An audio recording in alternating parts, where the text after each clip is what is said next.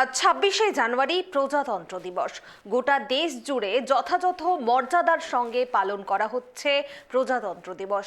ঠিক সেই মতোই রায়গঞ্জ শহরেও এদিন বিভিন্ন স্থানে পতাকা উত্তোলনের মাধ্যমে পালন করা হলো প্রজাতন্ত্র দিবস। এদিন রায়গঞ্জ শহরের একাধিক গুরুত্বপূর্ণ স্থানে জাতীয় পতাকা উত্তোলন করেন বিধায়ক কৃষ্ণ কল্যাণী। অনুষ্ঠানে উপস্থিত ছিলেন দলীয় কর্মী ও সাধারণ মানুষজন।